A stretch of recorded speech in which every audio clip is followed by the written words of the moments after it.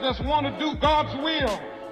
The kind of revolution that the world needs is a Christian revolution. If you want a miracle, you've got to expect it to happen. You are the recipients of God's grace and God's blessings, and you rejoice in that reality.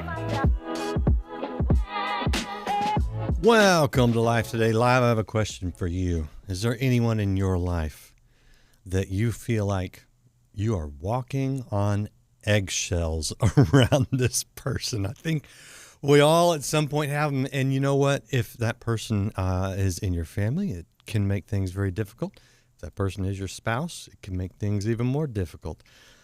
How do you do that? What are some things you can do to get to a healthier place in this relationship and in all your relationships? Well, we're going to talk to someone who addresses that. In fact, she is a PCC, so she's got some credentials. She's also the CEO of Greater Impact Ministries. And Nina Roesner has a book that's been out for over a decade now that's been really helped a lot of people. It's called The Respect Dare. That's a great resource for you. But she's also got a new ebook called 5 Steps to Stop Walking on Eggshells. And there's a little course online. We'll give you more information about that.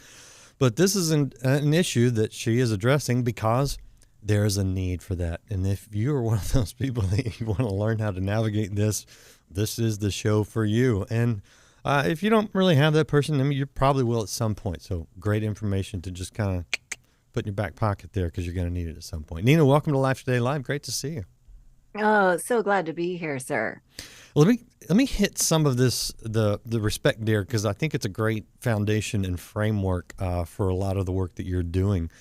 Give us a little bit of an idea of what exactly that is and the impact that it's had over the years. So if you're a wife that struggles with being controlling or domineering and emotionally reactive with your husband, if he's frustrating you on a daily basis, that's the book to read, because it's a book about dying to self and learning how to communicate the man's language of respect.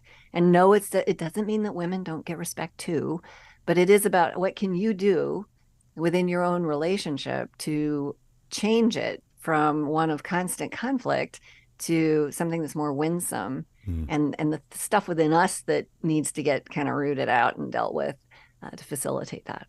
Yeah, and that's helped a lot of people, because I know that that's something that when I first read that whole concept, I went, oh yeah, okay, that's exactly what's going on. That is exactly right. But yet we don't always know it. So I mean, I know that pointing that out and putting it into words and articulating it and offering steps to improve it has certainly had a really positive impact on a lot of people you've talked to. Yeah, it's sold very many copies, like over 100,000 copies, and I'm shocked by that. And then on top of it, we get letters almost every week by from married women. It's like, this totally changed my relationship with my husband. Yeah, and it does when we engage with a relationship with Christ, because it does do that. The book connects you to God. It's a devotional experience for 40 days, and when you do that, then you can hear His voice more clearly and interact in a way that is respectful and not emotional, not causing more conflict and drama in the relationship. So it's been useful. We're pleased with that. Yeah, and it ties in real nicely with the current ebook that you're offering in the course on 5 steps, right, to walking on. Yeah. What are you outlining in that one? Well, let's set up the problem before we get to the solution. How do you see the problem? What are the eggshells represent? Yeah, so that's fear. So had a situation today, for example, took my dog to the vet, and I had called around, got some pricing. And when I showed up, they wanted to charge me something different than what they said on the phone. So if I was walking on eggshells in that relationship, which I'm not, I would have just been, oh, okay. And I would have paid $400 extra. Jeez. And you think, well, nobody does that. Well, yes, they do. That's why people act like this in business. It's a conflict to say, hey, I called and this is what I was told I would be charged. What's going on? And ask a question. So in marital relationships, or our closest relationships, those are the ones where we have the most fear, right? And so we will not say what's true We'll agree to stuff we don't want to agree to. We will pretend to be okay with something. You want to do this? Oh yeah, sure. And you're thinking, oh, that's the last thing I want to do. And we're not being truthful in the relationship. And the closer the relationship is, the more that matters, because we shoot off these micro expressions. And so the person knows there's something a little off here. Yeah. And then we erode trust. And it would have been just so much better if we'd have just told the truth, which is, hey, I love you. I want to hang out with you, but I don't want to go to that baseball game. I hate baseball. Yeah. Yeah. Or whatever. Yeah. Right? Yeah. Yeah. And, you know, do you find that this is more of an issue that women go through? And I ask because, I mean, I would never want my wife to live in fear of me. Right. But there were many times where she did things that I know in retrospect, I'm like, why did you even do that? And she's like, well, you know, they just go along to get along kind of thing. Or maybe a people pleaser kind of person. Yep. And us guys are we're thick-headed and oblivious most of the time. And you know, but is this more typically a women's issue? So you bring up a really interesting data point, and this is data driven. The Big Five Personality Index cross-culturally worldwide shows that women, on average, are more agreeable than men. Yeah. And so what that means is that we're going to be biology-based, is where they think that comes from, because it's bad for children to be around conflict, right? Conflict that's resolved in ways that's unhealthy is really bad for kids. The drama, the anger, all of that. It's not good for their identity development. And so women somehow inherently know this. And so what we'll do is we'll throw ourselves under the bus, go along to get along more frequently. And the problem with that is it's a self-betrayal that over time turns into bitterness and resentment, and then shows up verbally like, I did everything for you. And it's like, yeah, you lied to your husband for 20 years about what you really wanted. Right. So you can own a piece of this, sister. Like, sorry to be so rude, but that's true. And we don't see it. We don't know about it. Nobody's talking about it. Yeah. Unfortunately, I think that is true. But you know, it also can inadvertently, I think, encourage, the criticism of men is that we tend to be insensitive. And that's probably based on some real good data too, right? Doesn't that sort of, if not, what's the term? Enable that insensitivity and almost cultivate it in a sense? Yeah. Yeah. One of the problems that we discovered with the Respect Dare book is about 15% of the women that read it ended up enabling worse behavior from their husbands. Like they got taken advantage of. Yeah. And we didn't know this, but if you don't have boundaries and are respectful, like if you're not actually telling the truth and saying yes to yes things and no to no things and having some boundaries and being healthy in that space, to just lay down who you are and then be a shadow to this other person is really not useful. And it would be extremely tempting, I think, for a man who, and I love how men are wired. They are different than we are. I know that's not a culturally, politically correct thing to say right now, but it is absolutely true. Yeah. You have different hormones than we do. You bond differently. And so we need to recognize that, communicate differently with you. I think the shortchanging that we do is we treat men like girlfriends. And in this space, we're assuming that you're going to be upset or have your feelings hurt or something like that if we don't go along with whatever. It's like, no, you're pretty black and white, direct. You want to know what we actually think when you ask. It's true. And we don't always tell you. And that makes me crazy. Yeah, so you got to know your audience as a communicator. No. Oh, man. Oh, okay. Yeah, for anybody young in your marriage, listen up. This is so true, and I've had to go through it the hard way. You know, my wife is from Florida, and so she's a beach girl, and I don't love the beach, right? I like the mountains, and I like to go to the mountains in the winter, which you're laughing. It's a common thing, I'm guessing. And I like to go there when there's snow, and I would, and my wife knows how to snow ski, so I'm thinking this is a natural, right? And I wanted a buddy. I wanted somebody. Let's go skiing, And I'd drag her up, and after a day or two, she would hate it. She would just, and she wouldn't say that, but I could tell, right? Right. It's like, why aren't you having as much fun as I am? I love it here. We finally got to the point where she was like, why don't you find some guy friends to go with you, skiing with you, right? I don't want, it's too cold up there. I really don't care about skiing anymore, And At first, I probably didn't react the way that a mature man should. You know, kind of. I probably pouted. I pouted a little bit. You know, would you? You know. But then when I got over that, now I have an annual trip coming up. Looking forward to it.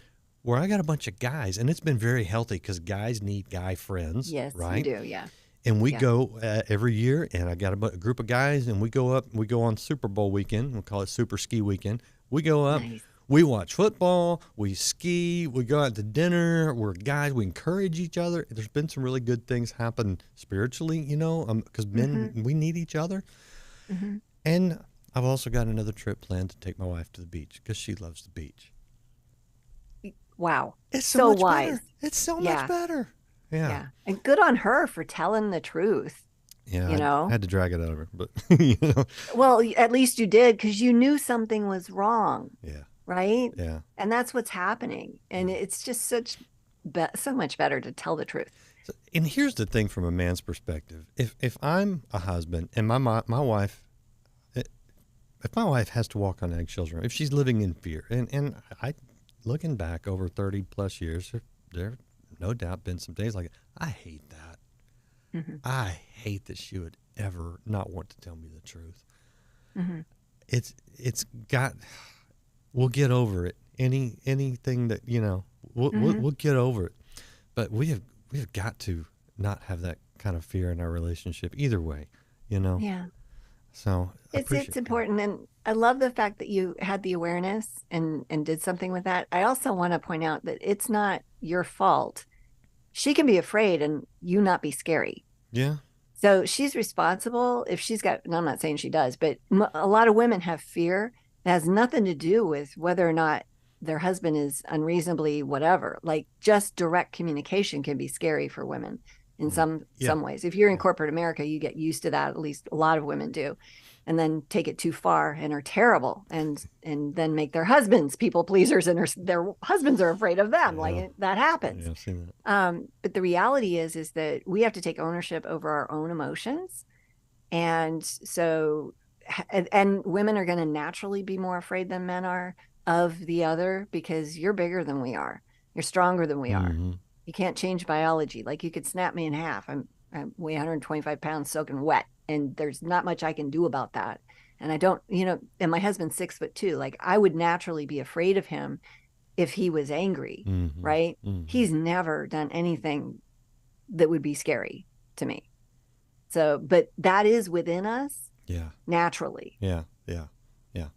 Well, and it's good reckoning. All right. So when we're talking about the 5 steps to stop walking on eggshells, which is available at greaterimpact.org, if you guys are interested in downloading that or doing a little course, what are some of the things that you're looking at to not live in fear in whatever relationship that is? Yeah. So it comes down to Acts 5:29, which says, we obey God, not man, right?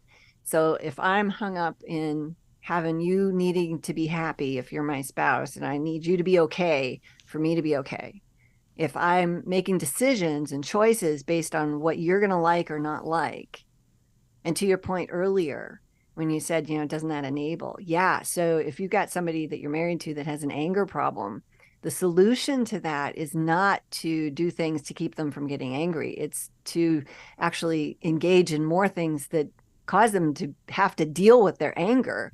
Because as you remove more and more and more things, you just make that person more and more and more sensitive. So the smallest of things then becomes the thing that makes them that angry.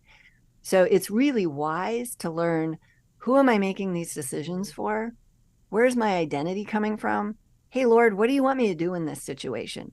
Oh, okay, so I'm being selfish, so I should go along to get along in this space. Okay, thank you, God, for that, right? Or, oh, I'm turning myself into inside out to please somebody who, my motive isn't right here. What do you want me to do? What's the right thing in this situation? And so having that constant dialogue with the Lord, knowing the Bible, knowing what the quote rules, what the truth is about how we are to behave, what his character is, because that's within us, that then drives our behavior. But if we're outwardly motivated by the reactions of other people and whether or not they like us or are happy with us, we're singing the wrong song, dancing the wrong dance. It has to come from what he says about us, who he is, and then how we interact in that character in the world. That's identity. So, especially for a woman who is physically smaller and not as strong as a husband, or someone, maybe it's your boss, mm-hmm. That can be, there's a lot at stake in that.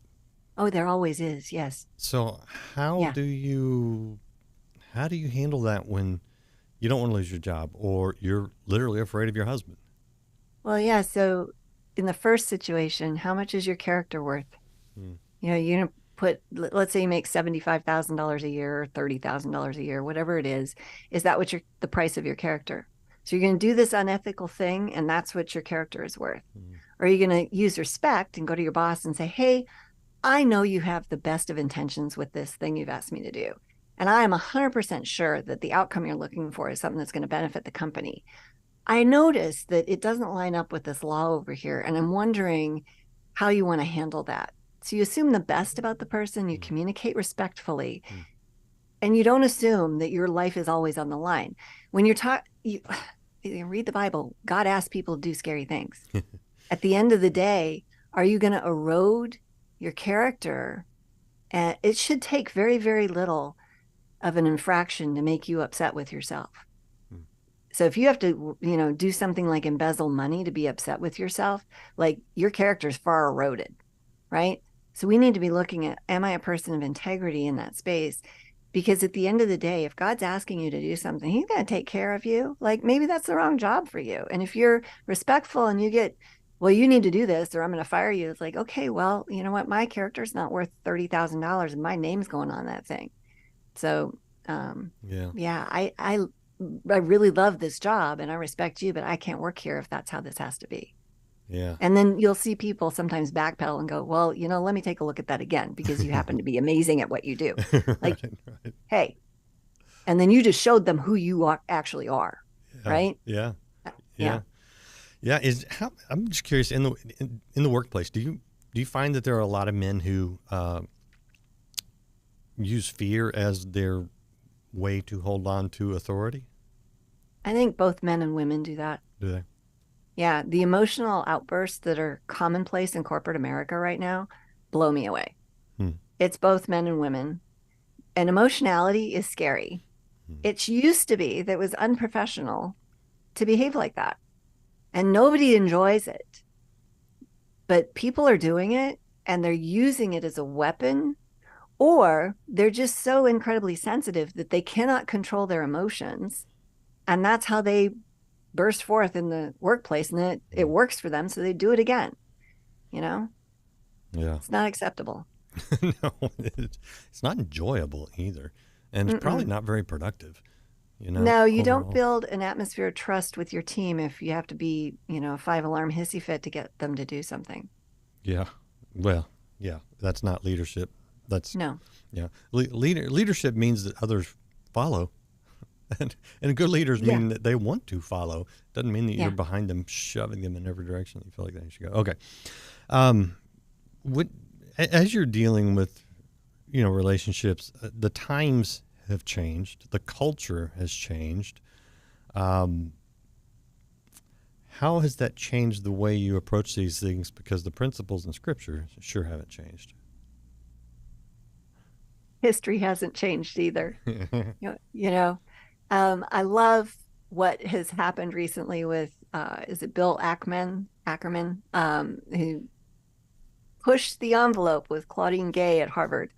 And she ended up having to resign because of plagiarism. Yep. She was the president there. Right.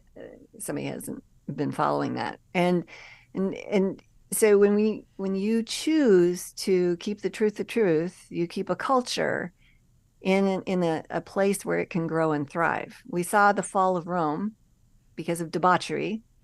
Most civilizations hit around 200 years and they start falling apart, or they get stronger depending on how the leadership reacts. So we're in a crucial time in our country right now, and the forces of good and evil are doing their thing. Like, is truth going to win? I don't know. It's hard to even know what truth is anymore. But it's really important to understand that the truth is still the truth. Good is still good. Evil still evil. And we need to operate in that no matter what it costs us, because if we don't, we lose everything. Yeah. It really does matter. Even the small scale stuff in your, PTA, in your school board meetings, in your community, if you're there supporting truth, that matters. It matters. Yeah. The Roman leader that asked Jesus, what is truth? Well, that's a good question. Unfortunately, we have the answer scripturally. If you're a Christian, Jesus is the truth. And so you can always go to the scripture and what he says, and then, applying it to the culture. That takes, there's an art to that, Mm-hmm. and that I think that's why we've got the Holy Spirit to lead in whatever direction that looks like. But the foundation doesn't change. And if your foundation's off, it doesn't matter how beautiful the house is, it's going to fall. Yeah. Right. Well, I appreciate the work that you keep doing. I want to show people the Respect Dare again, because this is a great resource wherever you're at in your marriage relationship, but also the principles that carry on into other relationships. And these are not going away. Doesn't matter how the culture changes. It doesn't matter the latest fad or whatever's going on out there. This is what works, and it all goes back to biblical principles. Nina, what do you see in relationships? Because you've got I think you're about the same sort of position in life. We have young adult children who are having Mm-hmm. young babies, and I sometimes go, God bless my children and the culture they're having to raise their kids in. But the generations turn over, and it's really nothing that new. Somebody was griping about the condition of the world. I'm like, hey, look at the 60s in this country. There were assassinations all over the place, right? You know, the principles, they just work. What are you seeing? Are you seeing a new generation of young adults coming into your office and asking some of these questions, and you're going, the answer's the same as it was 20 years ago, What are you seeing out there? It's really interesting. People are getting married later. Yeah. If at all. Mm-hmm. Okay, so the marriage rate is declining. Divorces are pretty stable, but there's too many of them still. Okay. It's really unfortunate. People don't know how to do conflict. And then what's really troublesome is these 20-somethings, early 30s, they don't know how to communicate with people. Mm.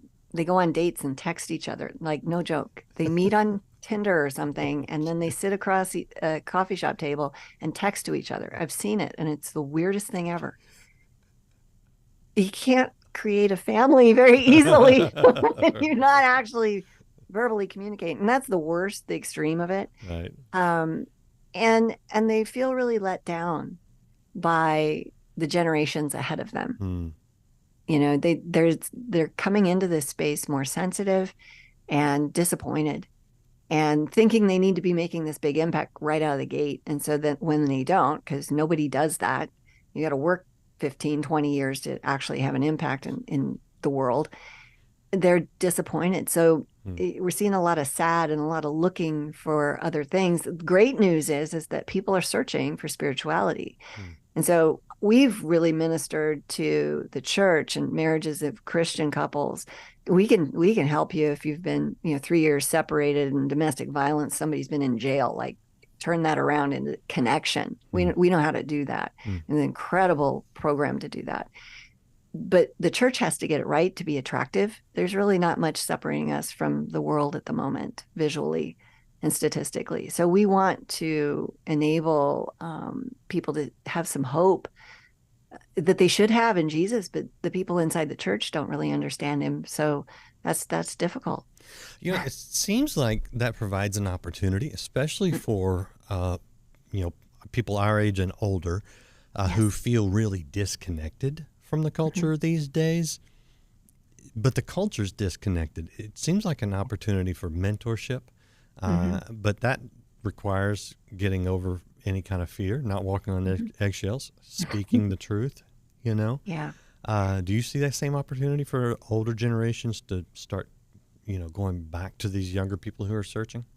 Yeah, I really do. And that requires us to have so much respect for people that, are living crazy lives and they're lost and floundering and don't know what to do. They're looking for the way, but we have to first find it ourselves and, not dish judgment and giving advice and telling people what they should be doing with all sorts of criticism. That never works. We have to respectfully communicate and understand our audience, if you will, again, to interact with that. Yeah. Most of the methods are not effective unless we've got that respect. Yeah, it's interesting. I'm going to quote A.R. Bernard till the day I die. He said up here when I was talking to him one time, we were talking about Jesus coming in grace and truth, fully grace, fully truth. He said it's the grace that gets us into the sinner's world. It's the truth that gets them out, and we got to have both. Yeah, I agree. I love it. All right. Anything I missed? Oh, you know what? I was going to mention your podcast. I've got to tell me about your podcast. I've got the notes on it. It's called... Yeah, so what to say and how to say it. Okay. Thank you. Yeah, it's on there somewhere, right? It's okay. Yeah, so we have a weekly podcast about a half hour long where we tackle tough communication things that show up in marriage. So we help Christian men and women fix their broken marriages, basically, by talking about things that people don't like to talk about.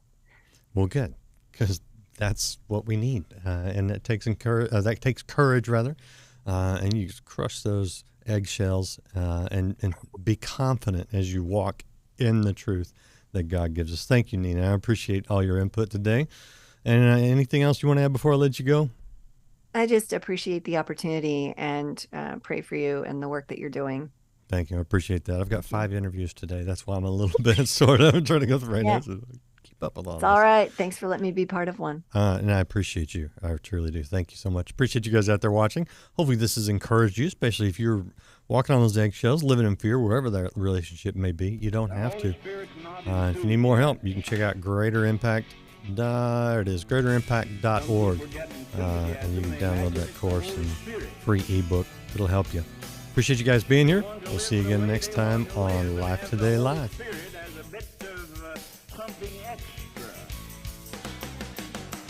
Holy Spirit must be Lord.